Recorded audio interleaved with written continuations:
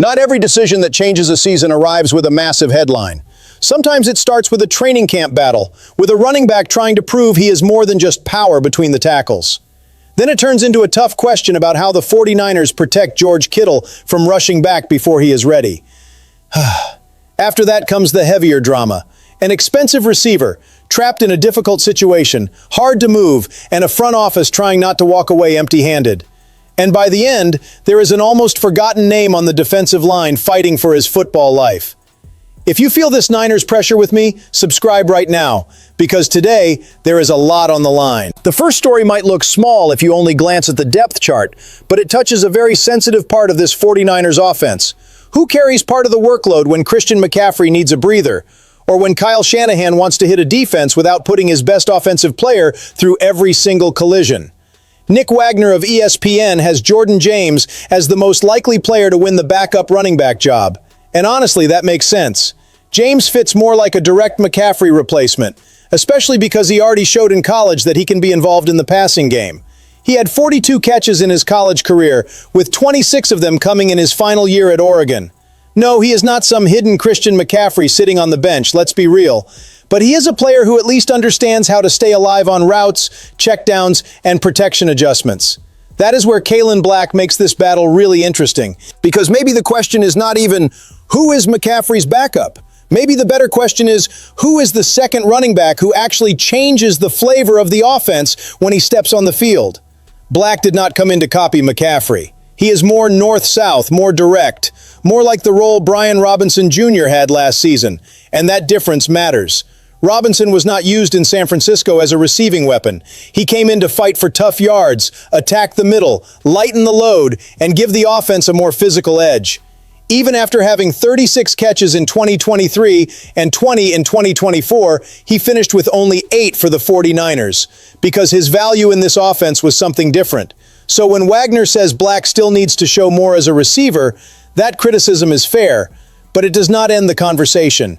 At Indiana, he had only 8 catches for 42 yards on 14 targets across 2 seasons. That matters. But at James Madison, he was more involved in the passing game. And John Lynch has already mentioned that his Senior Bowl work in that area was satisfactory. To me, the deciding factor could be something else entirely: pass protection and trust. If Black can block, if he understands the angles, if he does not put Brock Purdy in danger, Shanahan will find carries for him. That is what makes this battle feel real. James can be the technical insurance if McCaffrey comes off the field, while Black could end up being the guy with more carries, the hammer who comes in and wears down a defense. That is not some tiny August detail. For a team trying to stay alive into January, preserving McCaffrey without losing the identity of the offense is almost a requirement. The tone shifts here, because when the name is George Kittle, no 49ers fan can treat him like just another piece on the roster. Kittle is not only a tight end. He is voice, contact, joy, blocking, routes over the middle, and energy that jumps through the screen. But the body eventually sends the bill. He is coming off an Achilles injury. He will turn 33 during the season, and that kind of combination forces a serious franchise to think with a warm heart and a cold head. Jake Tongas has shown he can help. He turns 27 in July. He is in a good stage of his career, and he has already shown signs that he does not disappear when Kittle is out of the formation. That has real value. But Larry Krueger of KNBR raised a point worth talking about.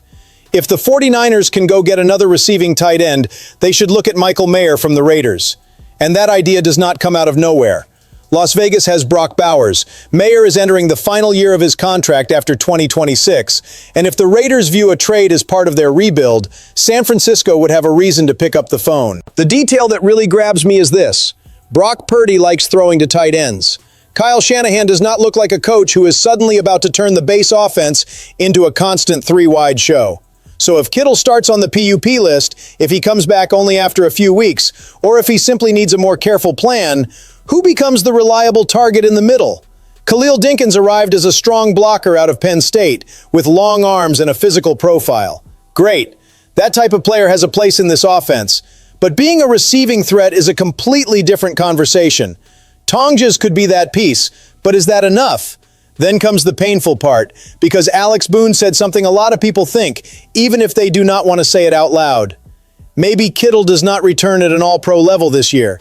Not because he lacks heart, That man has plenty of heart. But an Achilles injury does not care about reputation.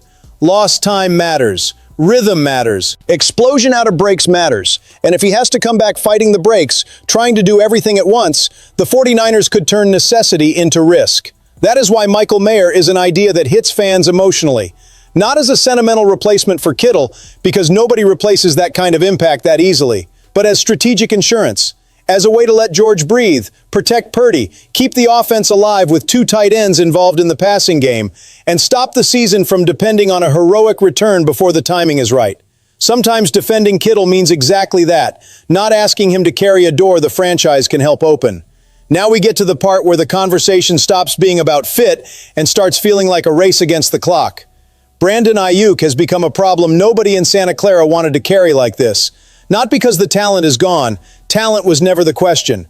The question is value, health, contract, trust, and market. And when a player who has not been on the field since October of 2024, after tearing his ACL and MCL, becomes someone the whole league knows could be moved, the 49ers' negotiating power drops a few steps. That is the bitter part. If Washington or any other team wanted to give up draft capital for Aiyuk in a clean deal, something probably would have happened by now. The Commanders make sense on paper because they need wide receiver help next to Terry McLaurin, and because Aiyuk played with Jaden Daniels at Arizona State. The connection is there. The need is there. But a good connection does not pay a contract by itself, and no general manager is closing his eyes to the physical and financial situation. That is why the proposal raised by Gary Davenport of Bleacher Report sounds uncomfortable, but not insane. The 49ers may have to send Aiyuk along with a 2027 sixth-round pick to get a 2027 fifth-round pick from the Commanders. Look at how small that movement is. That would not be San Francisco pulling real value from a coveted asset. It would be more like moving up one small step late in the draft just to unlock an exit. For a player the franchise invested so much in entering 2024, it hurts even to say it. But professional football has no room for contract nostalgia. If the 49ers believe the relationship has reached a point of no return, and if the September 1st date matters because of the option bonus, John Lynch has to choose between two types of pain: trying to save some value, even if it is small, or releasing the player and accepting that the return could be zero. And Aiyuk would also have to face an uncomfortable reality. If he gets cut, he may find less money on the open market than he would get in a reworked deal with another team. To me, this is the kind of story that separates fandom from front office work. As a fan, it is maddening to picture a talent like that leaving for almost nothing. From a cold roster-building view, sometimes you have to clear the board to protect the group that is actually playing on Sunday. Purdy needs stability. Shanahan needs players who are present. The locker room needs direction. And the 49ers window cannot be held hostage by a drama that has already taken up too much energy. I want to feel the temperature of the faithful in the comments. Would you rather keep pushing for a small trade just so the team does not lose Aiyuk for nothing? Or is it better to cut it off if no team wants to take on the contract? Because that decision, as ugly as it may look, could define how San Francisco breathes before the season even begins. And after Aiyuk, a big name stuck in a heavy situation, the final story goes to the other end of the roster. William Bradley King, a player a lot of people may not recognize right away, but one who lives in that exact territory where careers survive or disappear in August. He does not arrive with noise. He does not arrive with a fan campaign behind him. He was a seventh-round pick by Washington in 2021, played only 4 regular season games there, had stops with the Dolphins and Patriots, and the 49ers picked him up in August of 2025 for the practice squad, where he spent the year. Usually that profile has a pretty clear destination: camp body, practice depth, maybe the practice squad again if the staff likes the work.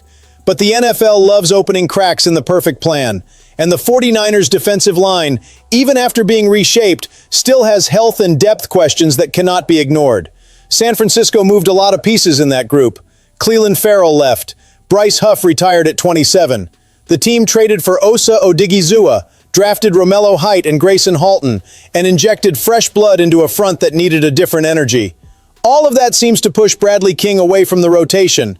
But then come the details that keep a player like this alive in the fight. Nick Bosa is expected back after the ACL injury, but probably with a careful ramp-up. Michael Williams is also coming off an ACL recovery, and his situation seems less certain for the start of the season. When two important edge rushers have that kind of context, training camp snaps become a showcase. Bradley King is 6'4", 265 pounds, and he does not need to become a star to make the coaching staff uncomfortable. He needs to stack clean reps. He needs to show strength against backup tackles, discipline against the run, and energy when the snap already looks lost. He needs to beat Sebastian Valdez, Mikhail Kamara, and other less established names. And honestly, he would still need players like Sam Okwayanonu or Romello Height to not fully lock down their spots. It is a narrow path, full of half-open doors and almost no margin for error. But that is why camp exists. Sometimes the fan base only looks at the first-round pick, the big contract, or the name that shows up in national debates. But the 53-man roster is also built through these quiet battles. Bradley King is probably fighting against the logic of the room. But if Bosa is managed carefully, if Williams takes longer, if the rotation needs fresh legs, he could get exactly what every player on the edge of the roster is chasing, a real chance to make the 49ers think twice before final cuts. The message from today is simple, and it is heavy. The 49ers are not looking for comfort. They are looking for answers. James and Kaelon Black show that even the backup running back role can change the rhythm of the offense. The possible pursuit of Michael Mayer comes from the need to protect George Kittle, not diminish what he means. The Aiyuk situation forces the franchise to choose between pride and movement. And Bradley King reminds us that a season also depends on who shows up when nobody is watching. That is the life of a contender. Nothing is small. If you want to follow this pressure with me every day, hit the like button, subscribe, and come back for the next video.